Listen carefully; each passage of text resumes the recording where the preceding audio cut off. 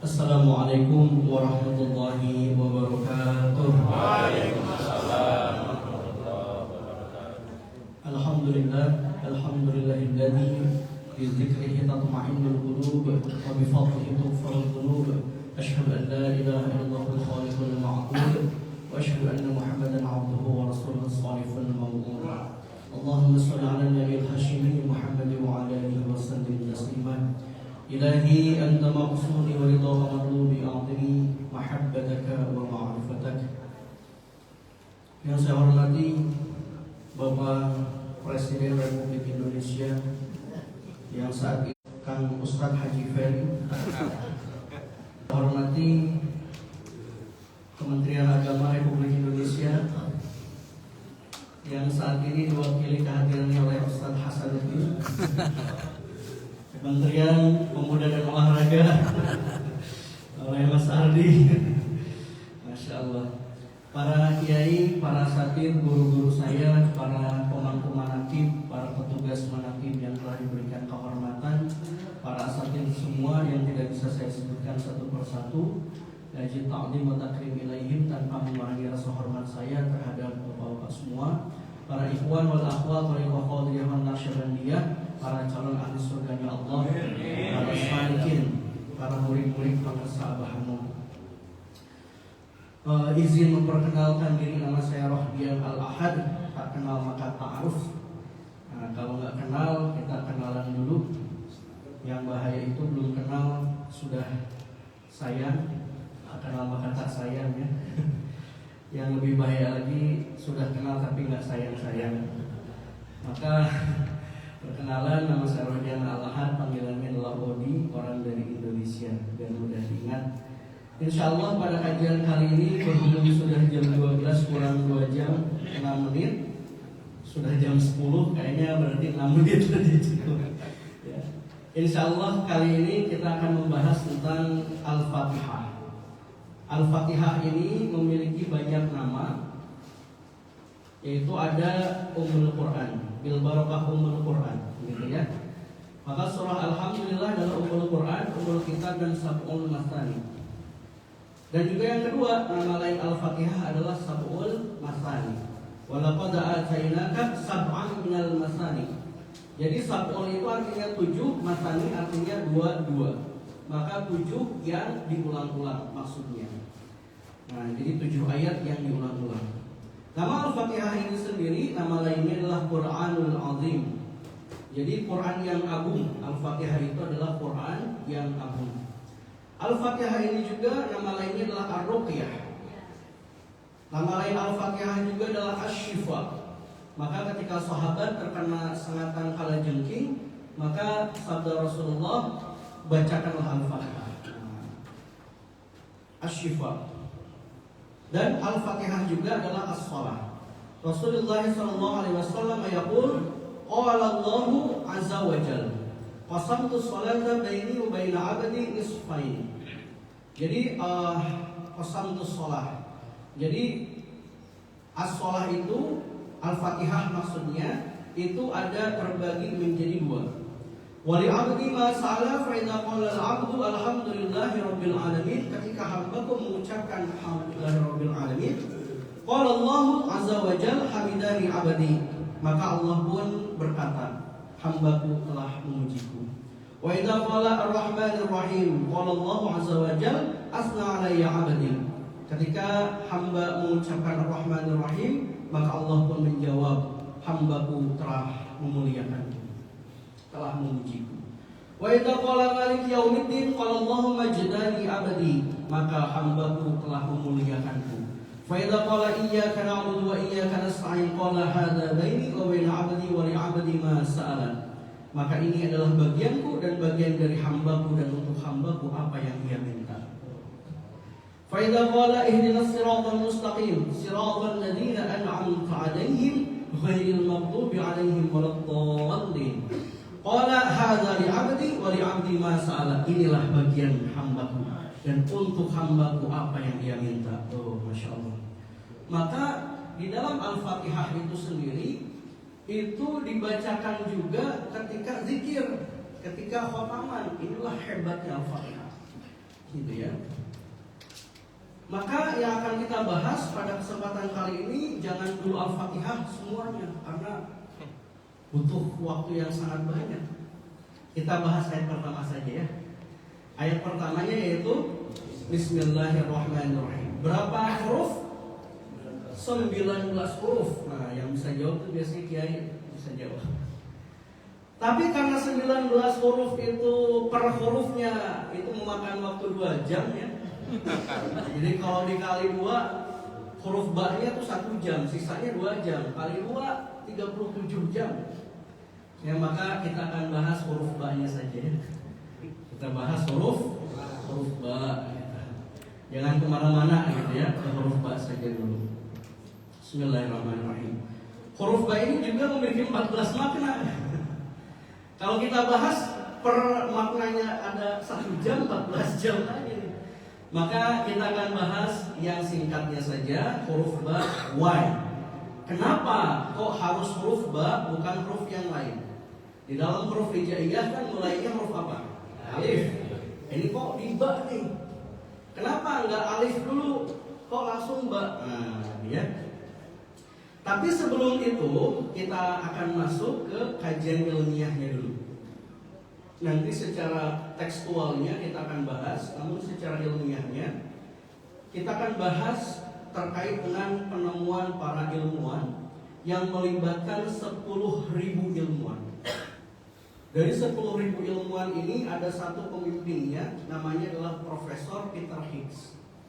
Nah, mereka berencana untuk menemukan yang namanya partikel Tuhan, God particle. Nah, ini dia ya. Kenapa penting? Ada kaitannya dengan huruf ba. Jadi kalau partikel Tuhan ini kalau tidak ada partikel, maka alam semesta tidak ada. Jadi apapun yang ada di saat ini, mau meja dibelah 2 kelihatan meja. Meja dibelah 1000 tinggal serpihan. Meja dibelah 1 triliun, nah jatuhnya adalah seperti ini, atom. Badan manusia basyariah terlihat nih utuh. Dibelek ke dalam, maka ada daging, ada epidermis, kulit, masuk ke dalam otot, masuk ke dalam tulang, di dalamnya ada organ. Organ ada apa saja? Dari atas otak, lalu jantung, apalagi hati, ada lagi paru-paru, ada lagi pankreas, ada lagi lambung, usus 12 jari, usus besar, kantung kemih, dan lain sebagainya. Itu adalah organ. Dibedah lagi ada jaringan syaraf, dibedah lagi ada pembuluh darah. Apakah sudah selesai? Belum. Kalau dibedah pembuluh darah ada yang namanya sel. Apakah sudah selesai? Belum. Sel itu di dalamnya ada yang namanya molekul. Sudah selesai? Belum. Dibedah lagi namanya atom, dibedah lagi namanya subatom, dibedah lagi namanya quark, dibedah lagi namanya adalah resonansi energi, dibedah lagi namanya adalah partikel. Jadi partikel ini adalah unsur yang paling kecil gitu. Ya, yang membentuk kita, membentuk alam semesta. Mereka akan ngecek nih, ada satu partikel yang harus dicari. Karena partikel itu adalah satu. Maka ini kita lihat. While it's never been generated in significant quantities before, it's a way of studying the origins of the universe. To try to isolate what some people call the God particle. Research particle. Partikel Tuhan. Jadi para ilmuwan ini sedang mencari partikel Tuhan. Jadi partikel Tuhan ini penting untuk menentukan moment of creation, asal usul dari alam semesta, gitu ya. Kalau asal usul kita dari ibu bapak, asal dari ibu bapak sekedar usul saja. Nah, ya. Tapi ini asal usul semesta nih. Kita lihat ya. Mereka para ilmuwan ini untuk mengetahui partikel yang paling kecil membuat sebuah mesin yang paling besar di dunia. Dibuat tahun 1998. Waktu pengerjaan 10 tahun baru selesai 2008. Nama mesinnya adalah Large Hadron Collider. Mesin yang sangat besar, 27 km mesinnya. Satu pipanya beratnya itu 35 ton dan terdiri dari ribuan pipa. Nah, mari kita lihat ya sebesar apa itu mesinnya. Pusat penelitian partikel terkenal di Eropa. Di sana terdapat sebuah mesin penumbuk partikel terbesar di dunia yang disebut Large Hadron Collider. Melalui mesin inilah partikel antimateri ditemukan. What I want to get into in this talk is that antimatter is science fact. Nah, tapi yang harus kalian tahu, sebetulnya tujuan utama dibangunnya mesin ini bukan untuk menemukan antimateri, tapi untuk menemukan partikel Tuhan. To try to isolate what some people call the God particle. Itu alasan utama mengapa mesin ini dibangun. Bayangin bahwa semua kita bikin satu mesin yang sangat raksasa untuk menemukan satu partikel yang paling kecil. Ini para ilmuwan. Ini membuktikan apa kalau kita kurang kerjaan? Tapi mereka meneliti karena ini adalah ada penemuan penting nanti, ya. Maka ini Large Hadron Collider ini untuk nanti ditumbuk. Jadi itu partikel itu nanti ditubrukkan. Nah, ketika bertumbukan gitu, maka ada muncul satu pecahan partikel, itu yang disebut dengan partikel Tuhan. Lintasannya super besar, 27 kilo, ribuan, beratnya 35 ton, dibangun 100 meter di bawah tanah. Dan harus dibikin suhu minus 271 derajat Celcius. Ini dingin nggak? Dingin. 16 derajat.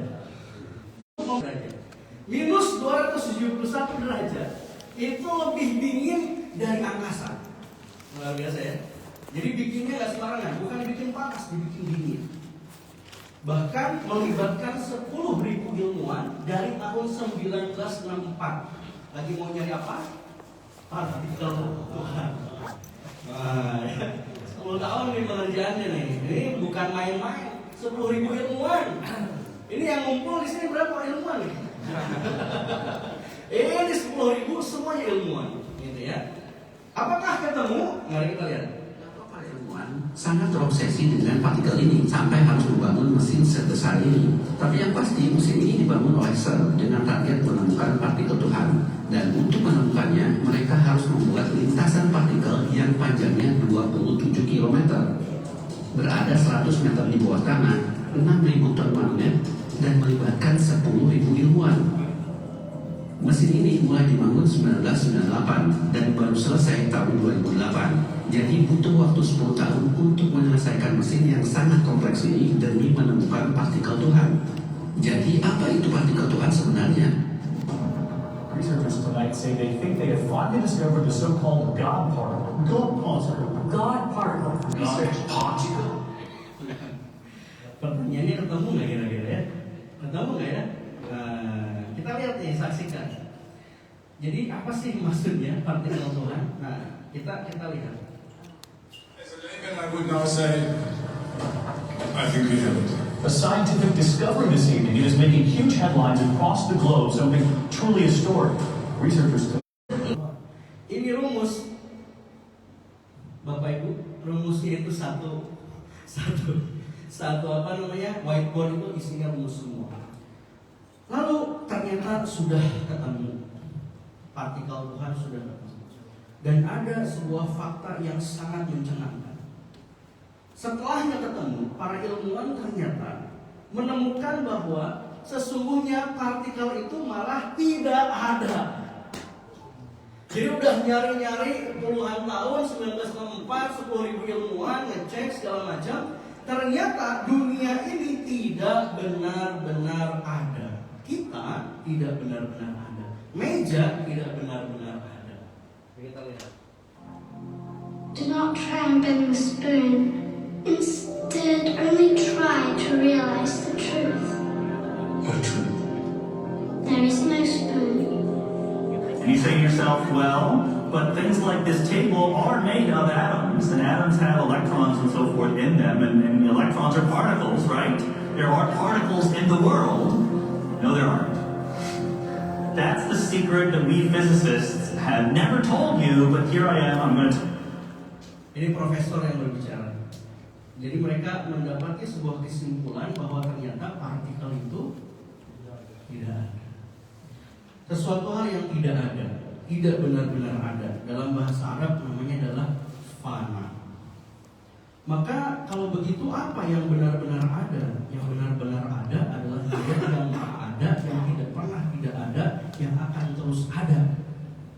namanya adalah Allah Subhanahu wa taala. Dengan sifat nafsiyahnya, maka ada 20 atribut, 20 sifat dari Allah. Sifat yang pertama adalah wujud. Nah, jadi sebetulnya yang betul, yang benar-benar ada, yang menggerakkan partikel itu dari resonansi energi yang bervibrasi itu adalah karena adanya Allah, wujud. Nah, ya. Para ilmuwan ini udah susah-susah nyari nih. Nah, ini udah 14 abad tahun yang lalu ditemukan oleh para ilmuwan baru di abad ke-21. Tepatnya tahun 2012. Nah, ya. Jadi pertanyaannya adalah ternyata kita semua tidak benar-benar ada. Apa kaitannya dengan huruf ba? Jangan kemana-mana setelah yang satu ini. Mari kita lihat lagi. Jadi di saat kenapa huruf ba? Karena huruf ba adalah yang pertama diucapkan oleh manusia. Alastu birabbikum? Kita semua menjawab bala. Nah, huruf yang pertama apa? Ba. Bala syahidna. Betul. Kami bersaksi. Nah, gitu ya, syahidna, kami bersaksi. Huruf ba itu adalah huruf yang pertama diucapkan oleh manusia. Lalu huruf ba juga ternyata ilmu Allah semuanya ada di huruf ba. Jadi ilmu Allah di huruf ba. Wa qalu auda'allahu jami'al ulum, semua seluruh ilmu fil ba'i aidi kana ma kana wa bi yakunu ma yakunu fa wujudul awalimi bi. Maka Allah menitipkan jami'al ulum, seluruh ilmunya pada huruf ba.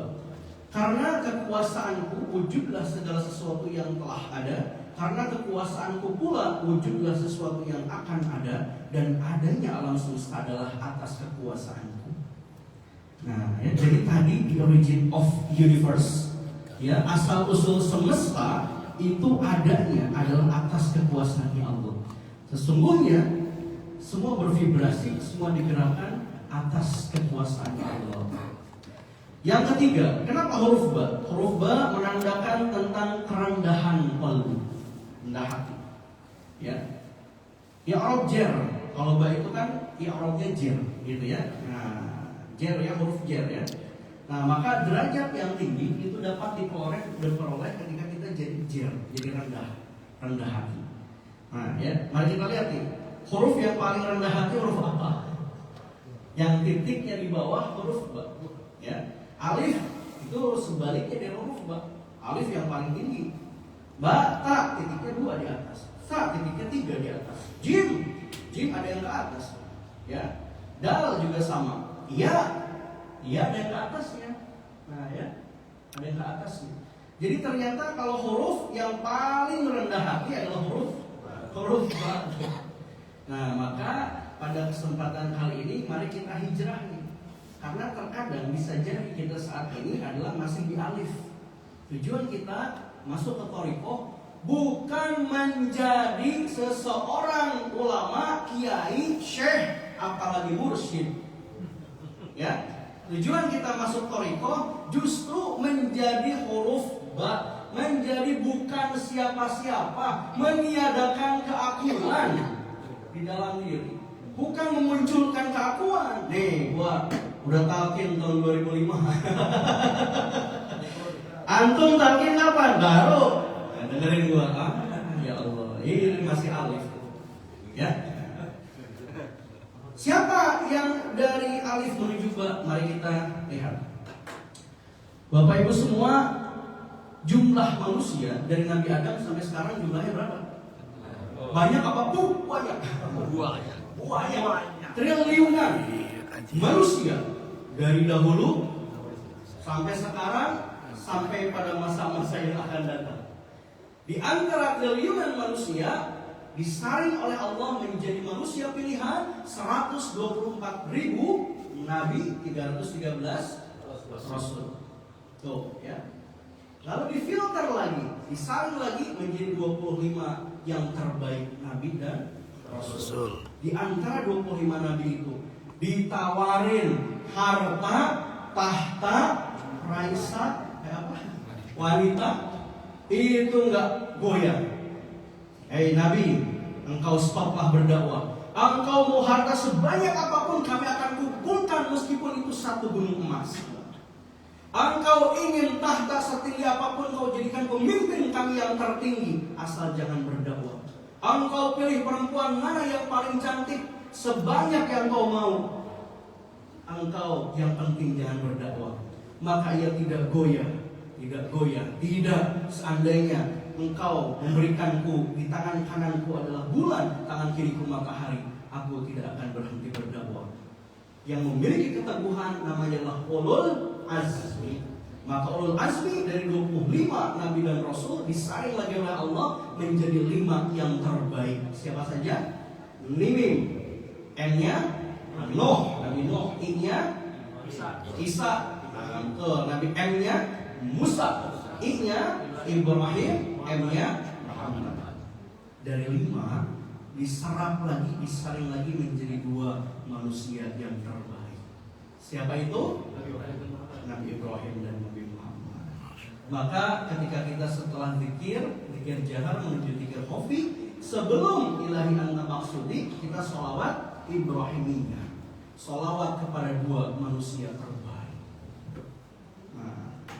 Maka ada, kenapa bisa jadi manusia terbaik? Karena mengubah dari huruf alif menuju huruf ba. Ini syarat manusia yang terbaik. Gimana contoh menjadi huruf alif? Nabi Ibrahim melihat ayahnya bikin sebuah patung yang diciptakan ayahnya, disembah sama ayahnya. Aneh ya? Gak masuk akal, logika bermain. Gak mungkin ada Tuhan yang diciptakan oleh manusia dan disembah oleh manusia. Gak mungkin. Logika bermain, maka ini adalah satu hal yang mustahil, kata Sri. Hal yang mustahil. Akhirnya apa? Gak mungkin Tuhan itu adalah berhala. Maka ia pun mencari Tuhan. Kisah para pencari Tuhan. Ini pencarian Tuhan yang pertama Nabi Ibrahim. Ya. Maka Nabi Ibrahim pun suatu malam ia melihat sebuah entitas yang begitu bersinar, tapi banyak sekali. Maka kata Nabi Ibrahim, inilah timeline pencarian Tuhan yang pertama, begitu terang sekali. Ini hada Rabbi, ini adalah Tuhanku. Yang ditunjuk adalah bintang. Dari mana sumbernya? Quran surah Al-An'am ayat 76 sampai 78. Ya. Maka ketika pas sudah pagi tiba, bintang menghilang. Aku tidak suka yang menghilang, berarti bukan Tuhan. Gagal mencari Tuhan? Gagal. Kenapa? Mengandalkan logika. Maka yang kedua, di malam yang kedua, ia melihat entitas yang lebih besar lagi. Ini pasti Tuhan. Satu memang, tapi ini begitu besar dan bercahaya. Maka esokan harinya bulan itu menghilang. Aku tidak suka yang menghilang. Pas ngelihat siang hari, ada ini entitas yang lebih besar lagi, lebih bercahaya, lebih silau lagi. Ini pasti Tuhan. Maka yang pertama gagal, yang kedua gagal, yang ketiga gagal maning, gagal maning, riben geson, gagal. Lihat, ketika menggunakan alif maka tidak ketemu, menggunakan logika tidak ketemu. Gimana akhirnya? Akhirnya menjadi huruf ba. Gimana cara jadi huruf ba? Maka Nabi Ibrahim itu bersujud, melepaskan semua logikanya, menanggalkan semua kehormatannya. Kehormatan ada di mana? Kepala. Bapak, kalau saya ketemu sama Ustaz Hasanuddin, saya salaman, ditepuk tangan di sana. Saya ketemu sama Ustaz Syahab, saya tepuk pundaknya sana. Saya ketemu Ustaz Waju, saya tepuk kepalanya. Senang nggak? Berantem jadinya Ustaz. Gitu, karena di sini kehormatan. Di sini pusat kehormatan, maka jadinya kenapa harus bersujud? Karena diposisikan lebih rendah daripada tempat keluarnya orang. Maka sujud nggak ada yang telungkup. Habis ikhtilal, Allahu Akbar, gitu ya. Telungkup ada nggak sujud telungkup? Kalau telungkup, kepala masih sejajar dengan pantat. Tapi kalau sujud, kepala di bawah lubang kotoran itu. Itulah sujud. Betul-betul merendahkan serendah-rendahnya. Maka Nabi Ibrahim saking merendahkannya, maka ia pun berdoa. Ia pun mengucapkan, mengakui, ini wajahku, wajhiya lilladzi fataras samawati wal arda hanifan wa ma ana minal musyrikin. Maka aku menghadapkan wajah. Ia berbisik ke arah bumi namun terdengar sampai ke langit. Wajhiya lilladzi fataras samawati wal, kepada Dia yang menciptakan bintang, bulan, matahari, alam semesta. Dia adalah Allah. Aku tidak termasuk orang musyrik. Ketemu nggak Tuhan? Ketemu. Berarti syaratnya gimana? Dari alif menuju ba. Jadi huruf ba. Meniadakan diri, meniadakan keakuan, melepaskan kehormatan. Sehingga ketika nol, betul-betul nol, maka mau diinjek-injek ya udah di bawah. Gak ngefek. Maka orang yang sudah jadi huruf ba mau dihina gak ngefek. Nah, mau dicaci, dimaki gak ngefek. Udah di bawah posisinya, gitu ya. Maka Nabi Ibrahim itu hijrahnya dari mana? Dari alif menuju ba. Nah, kita lihat siapa yang mencontohkan. Ada satu contoh. Namanya adalah Kiai Haji Syihabuddin Syuhrawardi. Nah ya, atau dengan nama lainnya adalah Ajengan Citungku. Ajengan Citungku ini adalah seorang yang sangat alim. Ingat pakai huruf ain. Kalau pakai huruf alim artinya adalah sadis. Jadi kalau tadi ya azabun, yang tadi ketika baca tanbih, bukan azabun alim, bukan. Azabun alim. Nah, hati-hati ya cara menyebutnya, bukan azabun alim. Alim itu artinya berilmu. Jadi kalau misalkan ini ada Mas Alim, oh berarti ahli ilmu. Mas Alim, wah sadis gitu ya. Nah ya, alim. Jadi seorang alim ya, Ajengan Citungku ini sangat alim sekali. Satu ketika Ajengan Citungku ini pengen ngetes pengusaha Abah. Maka ia pun menyiapkan dengan berbagai cabang ilmunya yang sudah dikuasai. Ia menguasai berbagai cabang ilmu, sudah di Mekah, sudah menjadi seorang yang arif, sudah jadi kiai. Maka ia menyiapkan 28 pertanyaan sebagaimana huruf hijaiyah. Pasti pengusaha nggak bisa, Abah Aram nggak bisa jawab. Kata beliau, maka siapkan domba, dibawa ke dombanya, bilang ke muridnya, nanti siap-siap ya kamu sembelih. Nanti saya akan kasih pertanyaan yang susah. Kalau nggak bisa jawab, maka ini kita sembelih untuk syukuran. Gitu ya. Datang ke pengusaha Abah. Biasanya pengusaha Abah itu sedikit bicara. Bedanya sedikit sama kita. Pengusaha Abah sedikit bicara, kita sedikit bicara. Pengusaha Abah sedikit tidur, kita sedikit tidur, gitu ya. Pengusaha Abah sedikit bicara, pas waktu ketemu dengan Ajengan Citungku ini, kok bicaranya banyak. Jadi nggak pernah tuh pengusaha Abah seperti itu. Tapi ini bicaranya banyak, sambil berbicara ngobrol banyak. Tapi dalam kalbunya Ajengan Citungku terus berdebar kalbunya. Allah, ya Allah, ya Allah, ya Allah, ya Allah gitu. Kenapa? Karena ketika Abah berbicara, Abah sedang menjawab ke 28 pertanyaan Ajengan Citungku sebelum ditanyakan. Hanya dijawab. Masya Allah ya, Masya Allah. Bergetar kalbunya. Abah, ini pertanyaan yang mau saya ajukan dijawab semuanya tanpa tersisa, semuanya terjawab sebelum diajukan. Luar biasa ya. Akhirnya apa? Jadi huruf ba. Tadi alif. Jadi huruf ba. Abah, aku sebagai muridmu, angkat aku sebagai muridmu kau wahai Allah.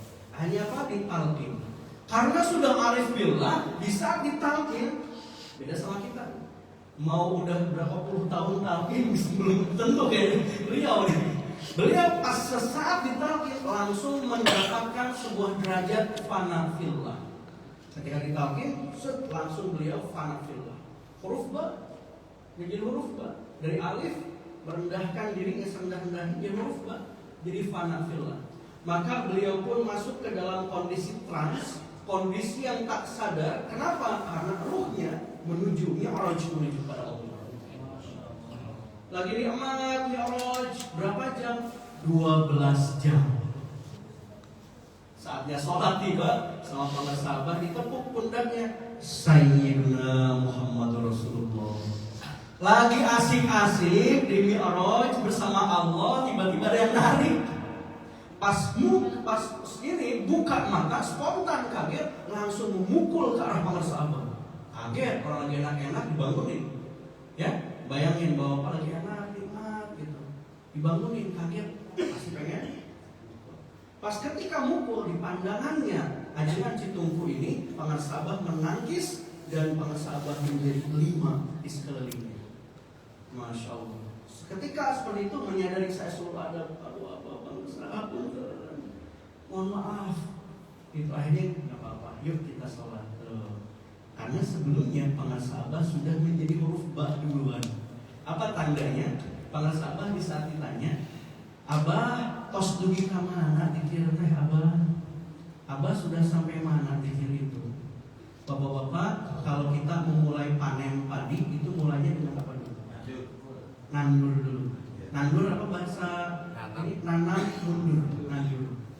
Panen itu di ujung, nandur itu di awal. Jawab Abah gimana? Abah mah nandur kita acan bager. Abah itu nandur aja belum. Jadi zikir diibaratkan Abah itu nandur aja belum. Saking awalnya Pangersabah. Nah ya, jadi Pangersabah sudah jadi huruf dari awal. Nah maka murid-murid Pangersabah kalau mau niru Pangersabah, jangan kita dari nggak bisa apa-apa huruf ba malah jadi alif. Sebalik ini ikhwan nih memalukan Pangersabah.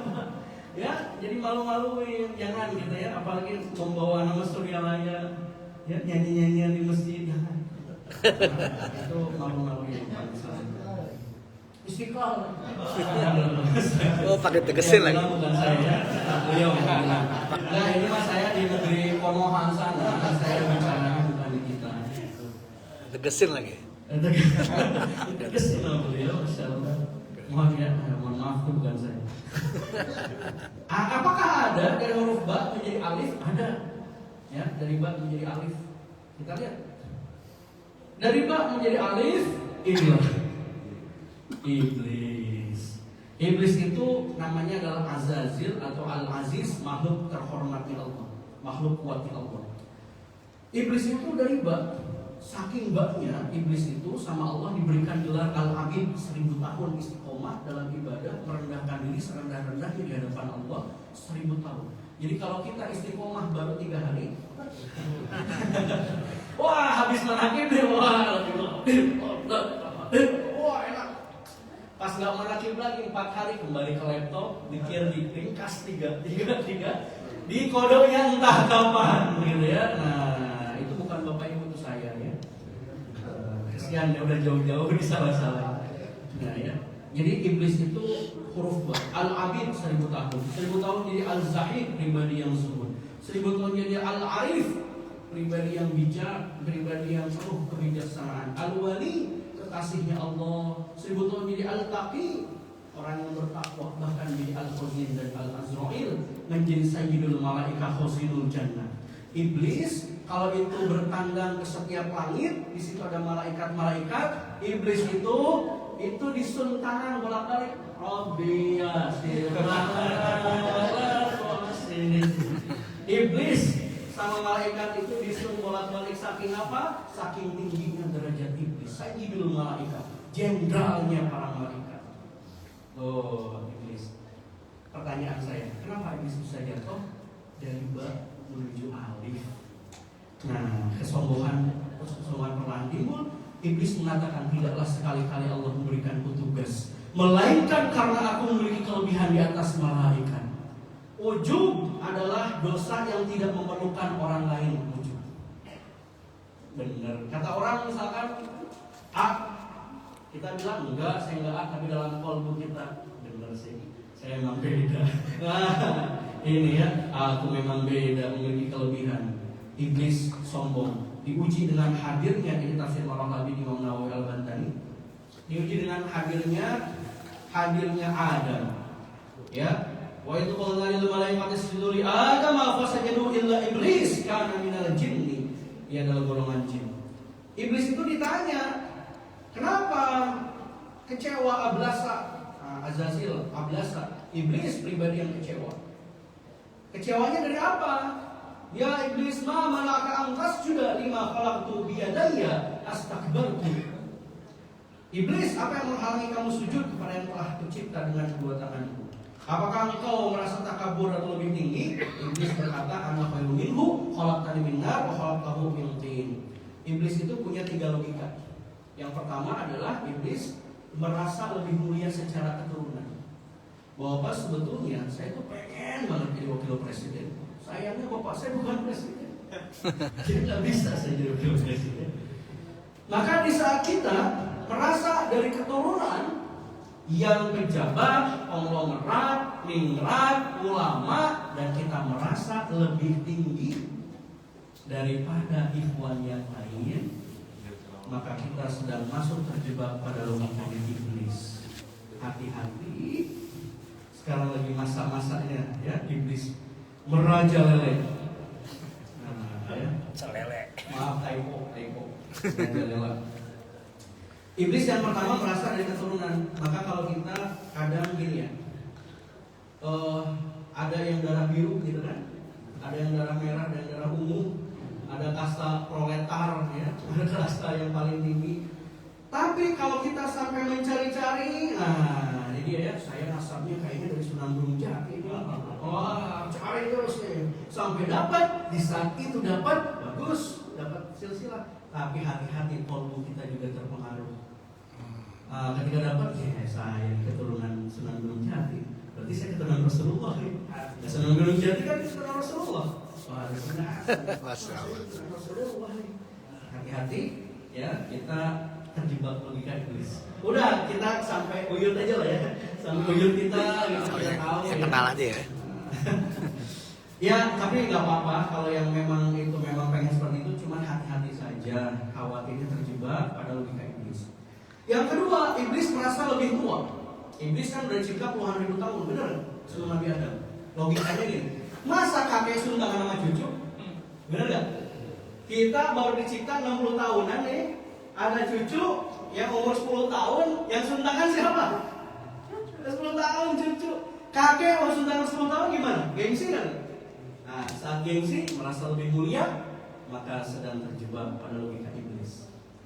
Ceramah di depan lebih muda, anak kemarin sore belum ada pengalaman, ya maka merasa lebih mulia, gitu kan? Nah itu berarti. Tapi informasi saya umurnya tua, kelihatannya muda, umur saya tua, sekitar lebih dari 1000 tahun, ya, lebih dari 1000 tahun umur saya. Iya, umur ruh maksudnya. Umur ruh kan sebelum adanya waktu. Hal ata'al insani hinu minad dahar lam yakun syai'an madhkura. Ya, jadi kalau kita itu umur ruh sebetulnya bukan 60 tahun, 40 tahun semuanya. Bukan hanya saya barusan, lebih dari 1000 tahun, Bapak Ibu juga sama. Lebih dari triliunan tahun bahkan. Ya, umur ruh kita. Iblis merasa lebih senior. Yang ketiga, alasan iblis. Iblis merasa lebih loyalitas, memiliki prestasi yang banyak. Ya Allah, aku sudah terbukti 1000 tahun ibadah, Engkau berikanku prestasi al-abid, al-zahid, al-wali, al-taqi, al-khazin, al-azra'il. Betul? Adam belum kelihatan prestasinya. Betul? Nah, tiba-tiba ada yang masuk nih organisasi. Ada TKN Ustaz. Kok tiba-tiba jadi ketua nih, gitu ya?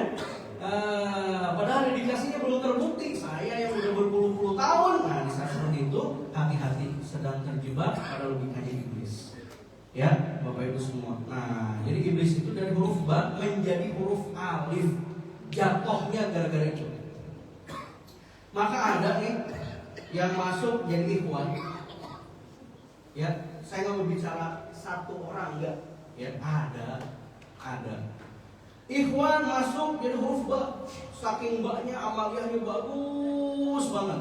Saking huruf ba-nya dia pun nggak ketinggalan ibadah secara ibadah amaliyah TKN-nya. Dari mulai bangun tidur, mandi taubat sampai riyadhahnya luar biasa. Huruf ba, dan itu istiqomah jalan bertahun-tahun, dapatlah karomah dari Allah. Karomah itu adalah bonus. Saat dapat karomah, yang pertama bonus, yang kedua ujian. Ujian apa? Qalbu. Di saat seorang mendapatkan karomah, dia ada dua sikap. Yang pertama bersyukur, ya Allah, aku sebenarnya nggak mau ini, aku sebenarnya nggak layak dapat karomah. Terima kasih ya Allah, Engkau memberikan karomah. Ada yang bilang, aku memang sudah saatnya makomku dapat karomah. Maka jadi huruf alif. Maka lama-lama menjadi murid kepercayaan para sahabat. lama-lama dakwah kesana kemari, lama-lama banyak yang sultanan, lama-lama apa jadi kiai, lama-lama apa bapak-bapak yang bilang ya, hati-hati ya. Maka gimana caranya membedakan mursyid asli dengan KW? Lihat dari ketawaduannya, lihat dari hurufnya, huruf alif atau huruf ba. Apa tandanya huruf ba? Pengarsa abah ada beberapa banyak tandanya. Yang pertama, ukudul juman. Saya kuliah di Suryalaya, Allah takdirkan, alhamdulillah kuliah di Suryalaya dalam tanda kutip karena nggak terima ke kuliah lain. Nah, jadi kuliahnya di Suryalaya. Saya melihat ukudul juman dari versi dulu ketika abah masih ada. Maka ada tawasul. Setiap tawasul, baik itu zikir jahri ataupun khotaman. Zikir jahri berarti tawasul yang kedua sebelum khofi. Nah, zikir khotaman, tawasul yang keberapa? Kelima. Pas bagian pengarsa abah ada nggak namanya? Nggak ada. Tidak ada. Ditulisnya Syekhinal. Setelahnya ni'mal maula wa ni'man nasir. Terus setelah itu hadrohnya ke siapa? Syekhinal Mukarram. Ditulis kan nama pengarsa? Enggak. Maka kalau ada penujuman yang ditulis di situ namanya, berarti huruf apa tuh? Huruf alif. Pengarsa apa huruf ba? Enggak ditulis. Yang kedua di mana? Kalender. Cek kalender pengarsa apa? Kalender Suryalaya. Ada nggak itu? Syekh Ahmad Syaibul Fadhil Arifin QS. KH doang. Kiai Haji Ahmad Syaibul Fadhil Arifin. Nggak ada QS, nggak ada auto diri, nggak ada. Wah, Banyak, panjang banget deh. Wah, sampai mereka Gus kalah. Di bawahnya ada nggak tulisan Mursyid ke-37 MTN? Ada? Nggak ada. Pimpinan Pondok Pesantren Suryalaya. Maka kalau Anda melihat ya yang mengaku mursyid ditulis syekh segala macam di bawah mursyid itu berarti tidak mencontoh pengarsa apa? Maka kira-kira huruf ba atau alif tuh? Alif. Abah itu identitasnya bukan dari sosok performa diri, tapi dari karya. Jadilah inabah. Karyanya dihargai oleh UNICEF, oleh WHO. Karyanya juga mempertahankan negara kesatuan Republik Indonesia dari serangan dari TNI. Karya yang bekerja, bukan performa, bukan rekayasa, bukan pencitraan, bukan mendatangi tokoh-tokoh, tapi pengarsa abah justru malah didatangi oleh tokoh-tokoh. Didatangi, bukan mendatangi. Ketika didatangi berarti diakui, mendatangi mencari pengakuan. Menjadi huruf apa tuh? Ini bukan untuk Bapak Ibu, tapi kalau ada yang bertanya, kita sudah tahu konternya apa. Gimana fenomena mursyid-mursyid yang sekarang? Bisa mudah jawabnya. Gimana? Cek huruf alif atau huruf ba. Semudah itu. Pengarsa abah dari statementnya nggak pernah kontroversi. Bapak semua tidak termasuk kalian orang soleh kalau belum bertemu saya. Itu berarti lagi huruf apa? Bisa nggak menilai orang awam? Mudah dari kata-kata yang keluar. Kopi itu keluarnya kopi. Kenapa? Isinya kopi. Dari dalam tekonya jeruk, diperes sedemikian mungkin keluar kopi kan? Jeruk. Apa yang diucapkan itu apa yang ada di dalam kolbu. Ucap keluar seperti itu, maka di dalam kolbu seperti itu. Nah, gitu ya.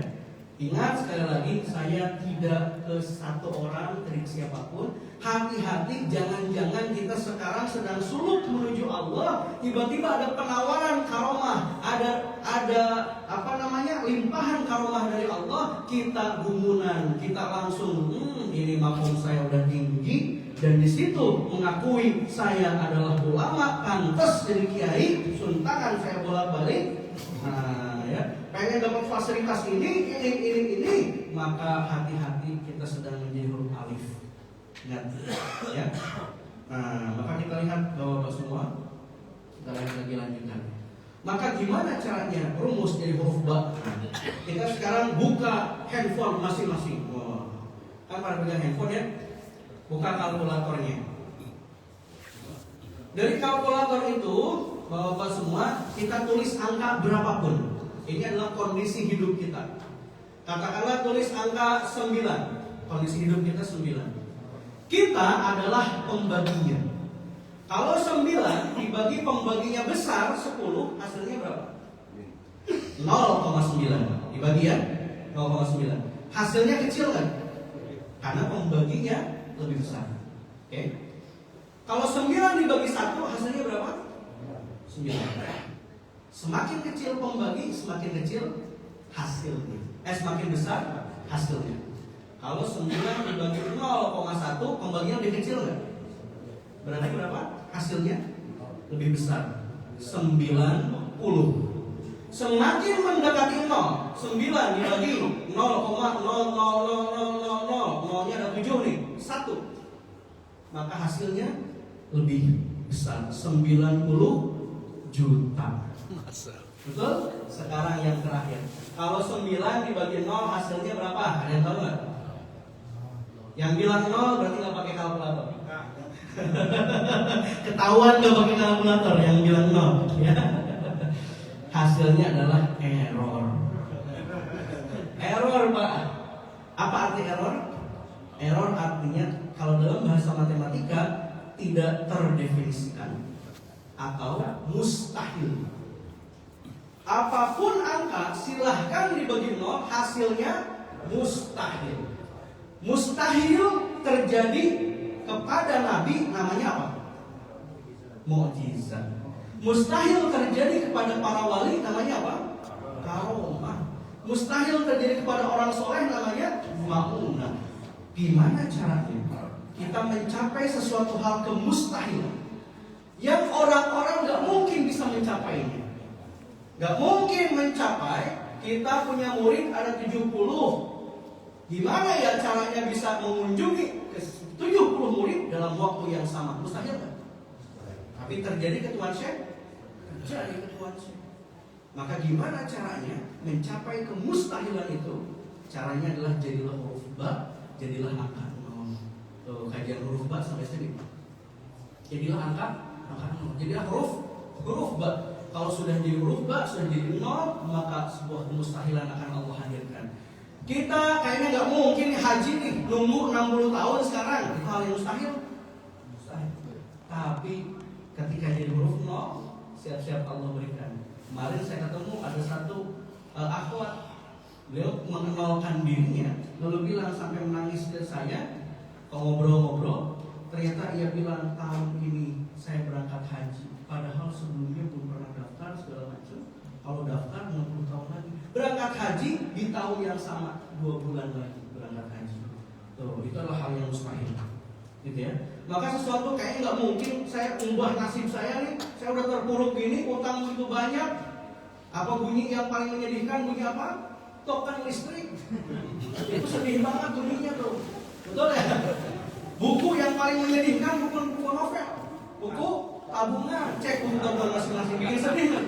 Bikin sedih. Saldo nggak nambah-nambah. Kayaknya mustahil nih saya bisa kaya raya. Saya sakit parah, mustahil nih bisa sembuh. Maka gimana cara meraih kemustahilan? Jadilah huruf 0. Pertanyaan saya, gimana caranya? Nah ya, di huruf 0. Ini kan huruf 0 nih. Nah, maka Bapak Ibu semua ini masuk ke terakhir, cara tutorial. Oke, berhubung sudah jam 12 kurang sejam lebih. Maka gimana cara menjadi huruf 0? Maka benamkan ego ke dalam bumi. Nolkan diri, rendahkan diri di hadapan Allah. Maka di saat seorang hamba yang rendah diri, dia akan rendah hati di kalangan manusia. Maka gimana caranya? Ini kita lihat. Ini caranya. Ini caranya. Jangan mana-mana. Setelah yang satu ini. Gak usah ditahan kalau mau terlihat ya.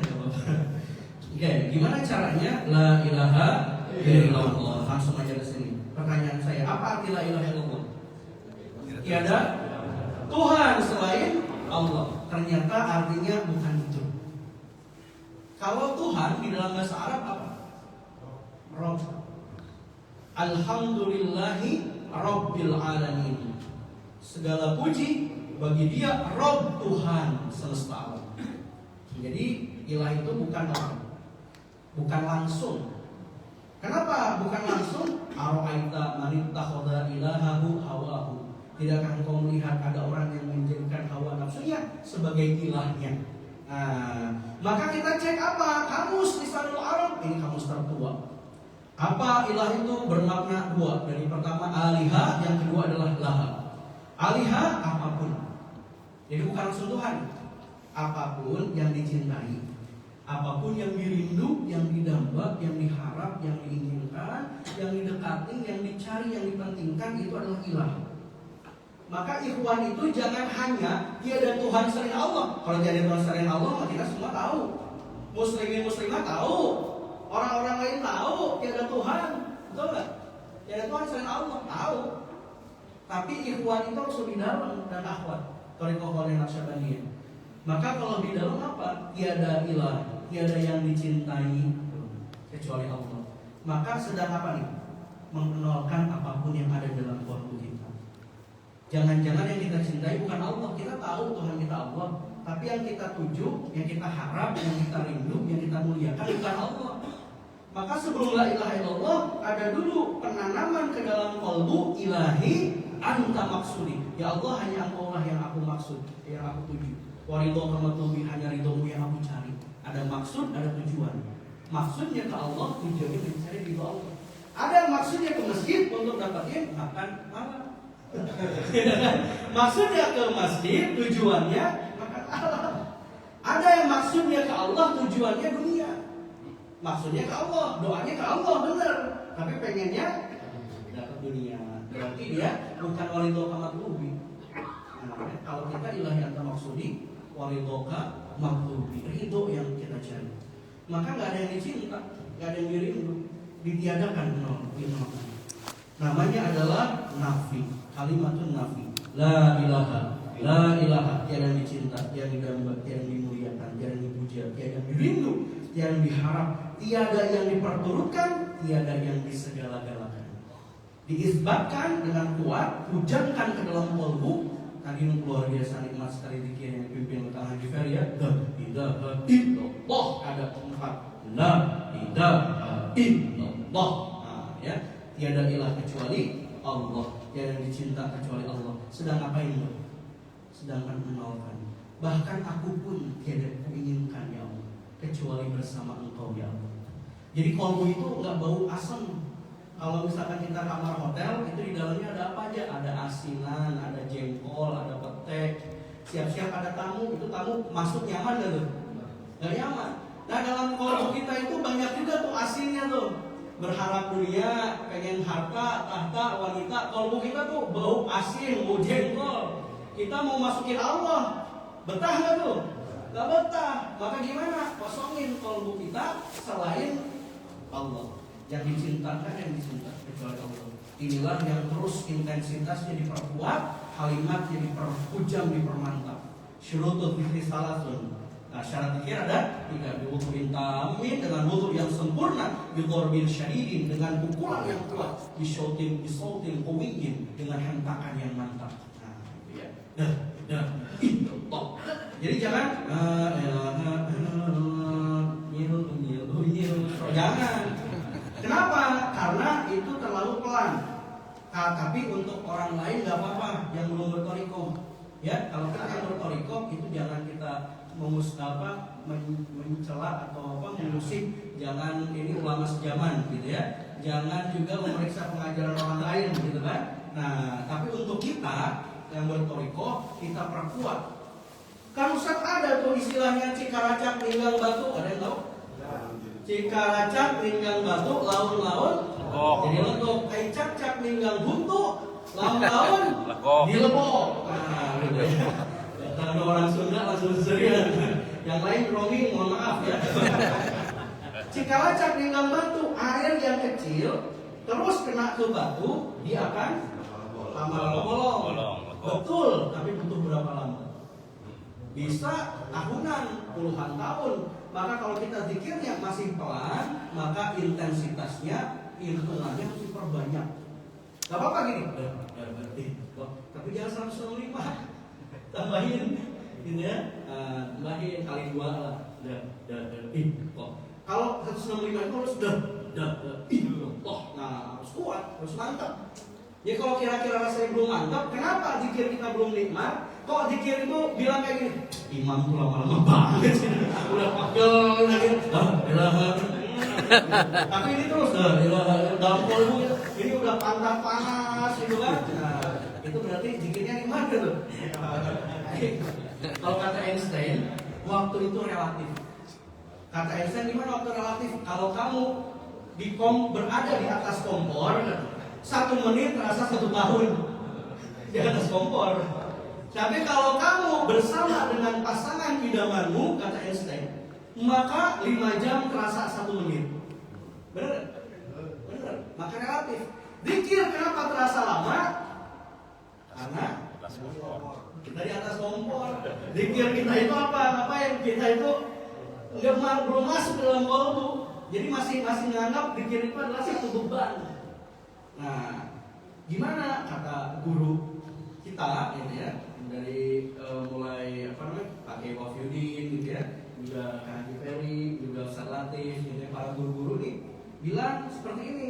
Maka niatkan di saat zikir itu jangan sendirian, tapi sedang membersamai para sahabat.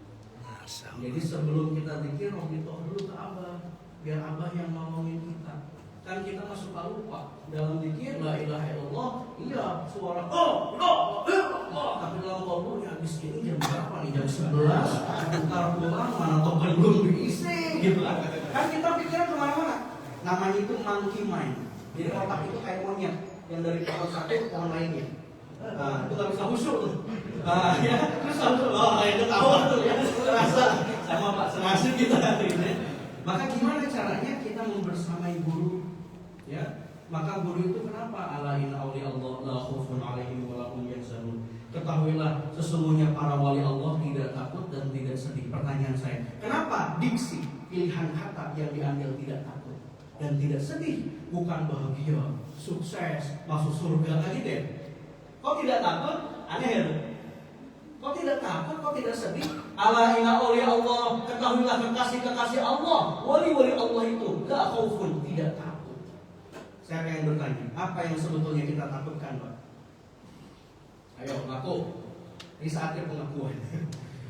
Ada yang takut apa? Mati? Ada yang takut apa lagi? Miskin, pendidikan anak, segala macam ya. Ternyata sebetulnya kita itu takut akan kegelapan. Kenapa mati takut? Karena gelap. Gak tahu mati akan seperti apa. Apakah dicabut ataukah dijemput? Kita gak tahu. Saya takut. Gelap, sesuatu yang gelap sekarang nih, terang ya. Bayangkan kalau gelap, berani nggak lari-larian? Kenapa? Takut? Gelap. Di hutan gelap, takut nggak tuh? Banyak ketakutan kita, hewan buas, begal, atau penampakan uka-uka, ya kan? Kenapa? Karena gelap, kita nggak tahu apa yang ada di depan, betul? Nggak tahu ada yang di depan. Kalau terang, kira-kira kita takut nih. Di hutan siang-siang takut nggak? Karena terang, tahu apa yang ada di depan, betul? Para waliullah itu kolbunya sudah terang. Saking terangnya ia bisa menerangi ruang dan waktu. Maka waliullah itu saking terang kolbunya, maka tahun pun uluk salam kepadanya. Saking terang kolbunya, maka bulan pun uluk salam memberitahu apa yang akan terjadi pada bulan itu. Minggu pun sama, pekan pun sama, hari pun sama. Maka jangankan 40 ekor kuda yang dibeli, 1 tahun kejadian tahu. Maka Sultanul Aulia itu tahu. Tapi jadi huruf nggak kasih tahu duluan. Nah, seluruhnya saya umumkan. Nanti sesaat lagi akan ada orang sakit. Ada nggak kayak gitu? Ada nih orang sakit nih. Siap-siap. Ini kuda sebenarnya saya beli untuk mengobati orang sakit. Gitu Mbak dulu harus dulu. Dibuka. Betul?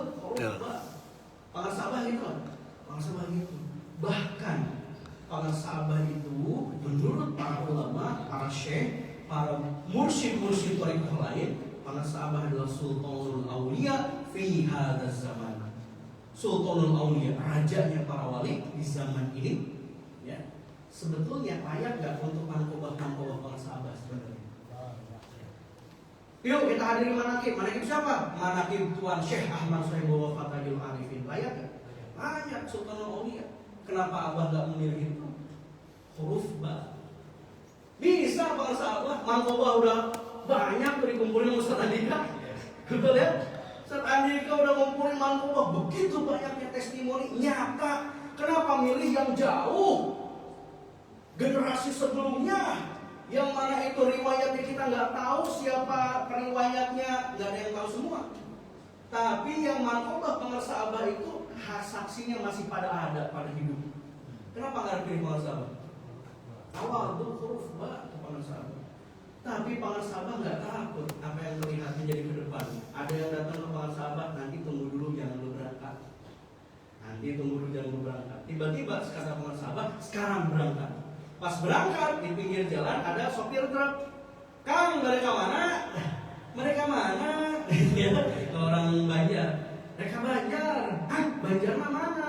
Tadi kampung Anu. Sami sama Abdi. Sama dengan saya. Di mana? RT ini. Sama saya RT tuh. Satu RT dengan saya. Yuk ikut. Apa udah tahu apa yang terjadi? Terbuka hijab. Muka syafah.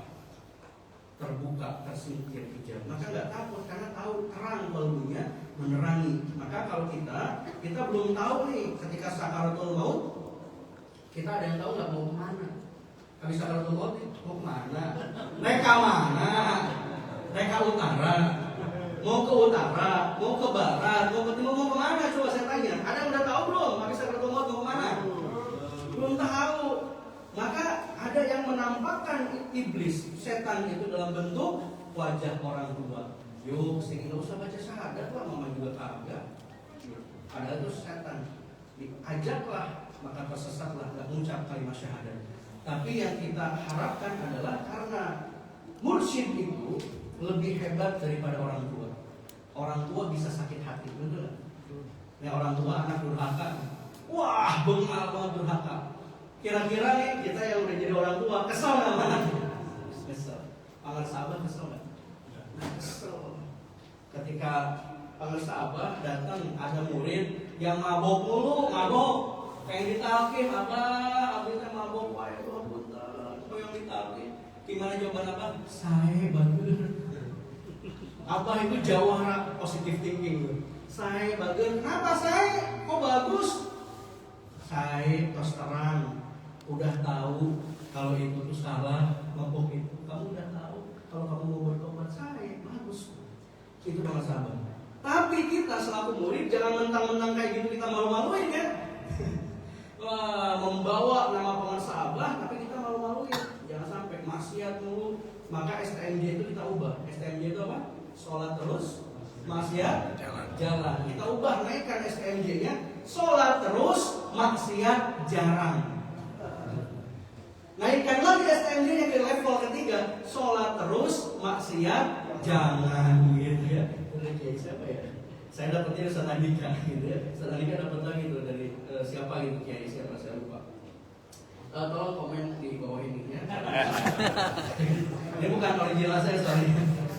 Yang terakhir, wala hum yahzanun, tidak sedih karena sudah terang maka nggak perlu khawatir. Izinkan saya tutup dengan satu kisah kakek tua. Kakek tua ini dia punya sepetak sawah, hanya cukup untuk diri dan anaknya. Dia punya anak, satu anak pemuda.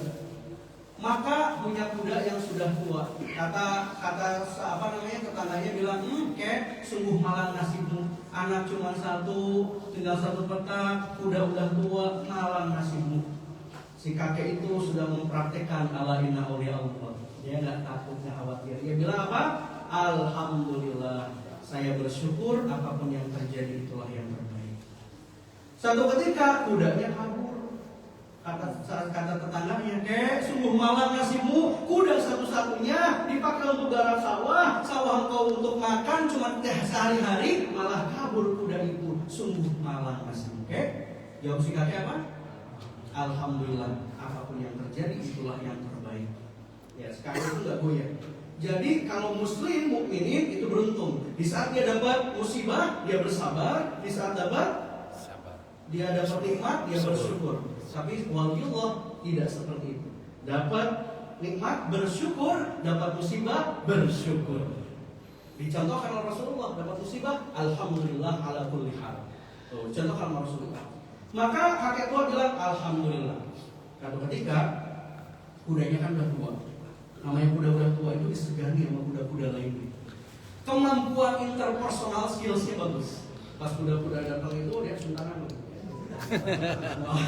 Wah, kudanya udah tua kan, udah senior. Maka semuanya ikut saya semua. Ikut tuh kuda-kuda yang masih muda. Maka jumlahnya ada ratusan kuda. Datanglah ke pekarangannya si kakek, lalu kata si kakek, tuh kan kuda itu bawa banyak pasukan, kita pagerin. Udah dipagerin, jual semuanya. Kecuali sisakan satu kuda yang masih gagah beracun, gagah perkasa. Sisakan semuanya, ibarat kata disisakannya kayak Mercy lah ya. Kalau kuda zaman dulu tuh Mercy. Maka si kakek itu jadi orang kaya baru. Lahannya jadi luas, rumahnya jadi lebih mewah. Kata tetangganya bilang, sungguh beruntung nasibmu kek. Berubah ya. Dari sungguh malah jadi sungguh beruntung nasibmu kek. Engkau anak cuma satu, tapi lahan begitu luas, kuda begitu bagus sekali, rumah begitu mewah. Beruntung nasibmu kek. Kata si kakek tadi bilang apa? Alhamdulillah. Apapun yang terjadi, itulah yang terbaik. Suatu ketika si anaknya mau menaklukkan itu kuda, tapi kudanya masih liar. Maka akhirnya kudanya gitu kan, kira-kira si anaknya terjatuh pincang. Gimana kata tetangga? Sungguh malang nasibmu kek, anak cuma satu pincang cacat. Mana ada yang mau? Perempuan gak ada yang mau kek. Malang nasibmu kek, kesian. Anakmu nanti gak dapat jodoh. Alhamdulillah, apapun yang terjadi itulah yang terbaik. Maka tiba-tiba ada panggilan dari raja. Katanya merupakan pengumuman kepada seluruh pemuda yang ada di wilayah kampung gitu ya. Nah, maka semuanya wajib ikut berperang seluruh pemuda kecuali yang pincang. Maka seluruh pemuda terpaksa ikut perang. Panggilan kerajaan, kalau tidak berkhianat bisa dihukum mati. Kecuali anaknya si kakek. Ternyata peperangan pun menewaskan seluruh pemuda itu, menyisakan satu pemuda, anaknya si kakek. Kata tetangga bilang gimana? Sungguh beruntung nasibmu kek, anak cuma satu. Engkau bisa milih manapun besan yang kau mau. Anakmu bisa pilih siapapun perempuan yang dia mau, sebanyak apapun. Maka jawab si kakek gimana? Alhamdulillah, apapun yang terjadi itulah yang terbaik. Inilah ketika menjadi aulia Allah. Dan huruf alif menjadi huruf ba dengan memperbanyak zikir, amalkan dengan sungguh-sungguh, kata para sahabat, guna meraih kebahagiaan dunia dan akhirat. Jadi toriko itu, Bapak Ibu, toriko itu bahagianya bukan hanya di akhirat, tapi juga di dunia. Nah, dapat surga sebelum surga, nggak takut menghadapi apapun, nggak sedih menghadapi apapun, gitu ya. Itu adalah syaratnya gimana? Kita bersyukur. Kan kalau kita dapat bersyukur, syukur alhamdulillah atas nikmat berupa Islam, iman, ihsan, sehat walafiat, panjang umur, betul? Sebetulnya harus tambahin lagi. Bersyukur alhamdulillah kita bisa digerakkan lisan kita untuk terus berpikir. Bersyukur kita dihadirkan para sahabat ke dalam tubuh kita agar kita terus selalu pegang, genggam, terus selalu nempel ke para sahabat. Bersyukur kita diberikan amalan yang mudah. Coba bayangkan untuk suluk. Nggak boleh nggak zikir, tiap hari harus zikir, ya. Tiap hari zikirnya berapa? Untuk satu kali bahasa Quran 1650 sekali dikali 5, bayangkan. Ya, maka torikoh lain itu luar biasa suluknya. Kita torikohnya enak tabaruk. Nah, bedanya suluk apa dan tabaruk? Suluk itu benar-benar kita ibadahnya sebanyak guru mursyidnya. Kalau tabaruk, nah kita diberikan keringanan karena guru mursyid yang menanggung itu kekurangannya. Nah gitu kan, kalau harusnya 1650, kalau dikali 10 kita 165 mursyid yang menanggungnya. Tapi perbanyak kita dengan menghadirkan guru mursyid nempel di para sahabat, mudah-mudahan kita semua adalah pribadi-pribadi, murid-murid yang senantiasa nempel dengan penguasa Abah, Robitoh terus dikuatkan dan kita diberikan surga sebelum surga, ya, yaitu dengan bersama guru mursyid kita. Mohon maaf Bapak Ibu semua atas kekurangan atau keberlebihannya waktu. Demikian, mudah-mudahan kita semua bisa berhijrah dari alif menuju ba. Assalamualaikum warahmatullahi wabarakatuh.